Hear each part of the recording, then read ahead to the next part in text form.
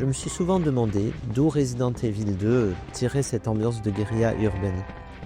L'univers change radicalement du premier opus, qui était clairement inspiré par les films d'horreur classiques, notamment par les films de George Romero. Zombie, qui se passe dans un centre commercial, a d'ailleurs clairement inspiré Capcom pour ce second épisode de Resident Evil. Mais ce n'est peut-être pas aussi flagrant que dans Dead Rising, par exemple, qui est presque une adaptation vidéoludique du film de Romero. En fait, c'est en regardant de nouveau New York 1997 ce week-end que je me suis rendu compte à quel point Resident Evil 2 était influencé par les films de John Carpenter. En y réfléchissant un peu plus, de nombreux éléments scénaristiques et esthétiques semblent directement repris de ces films.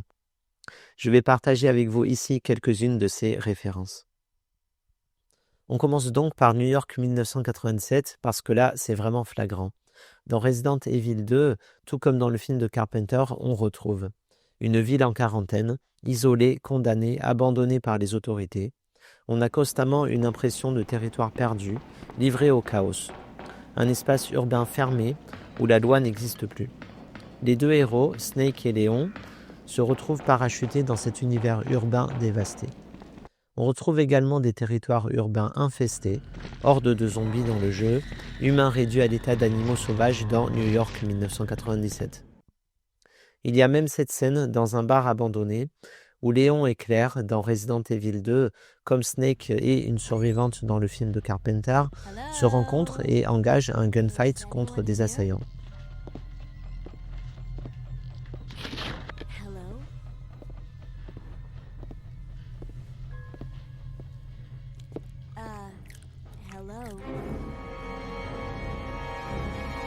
L'action, dans les deux œuvres, se déroule en moins de 24 heures, durant une nuit infernale, avec une limite de temps clairement définie dans les films de Carpenter et sous-entendue dans le jeu de Capcom. Si l'on ne trouve pas l'antidote, Sherry meurt. Si Snake ne rentre pas à temps, il meurt à cause du micro-explosif qu'on lui a injecté. On retrouve ainsi une certaine esthétique scientifique dans les deux œuvres, les injections, les laboratoires et les remèdes à trouver. Passons maintenant à Assaut, un autre film de Carpenter extraordinaire, sorti en 1976.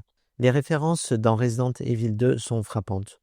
Toute l'action d'Assaut se déroule dans un commissariat isolé et pris d'assaut par des hordes d'inconnus, anonymes, qui ressemblent davantage à des zombies qu'à des individus.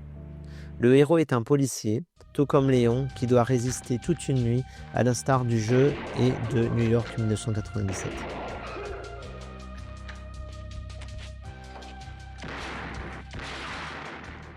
Visuellement, on trouve une scène fantastique à la fin du film où le policier utilise des bonbonnes de gaz pour provoquer une explosion et repousser une horde qui s'infiltre au cœur du commissariat.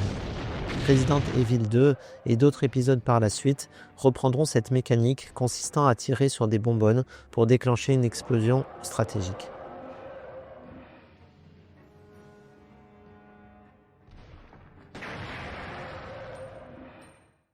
The Thing est un autre film de Carpenter qui semble avoir également influencé Resident Evil 2.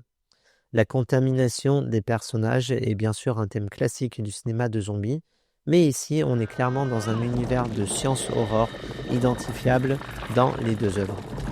Mutation progressive des corps, perte d'humanité, méfiance constante envers les autres membres du groupe. Dans les deux cas, on est face à un organisme biologique dangereux et incontrôlable.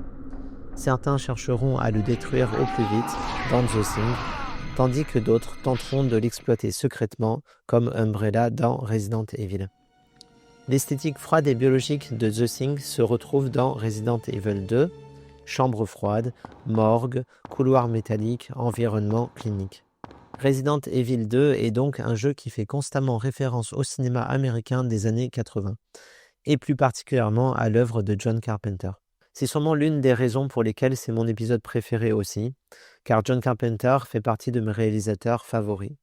J'espère que cette vidéo vous a plu. N'hésitez pas à commenter si vous voyez des erreurs dans mon analyse ou tout simplement si vous voulez discuter de ces références. À très bientôt sur Rétrovisual.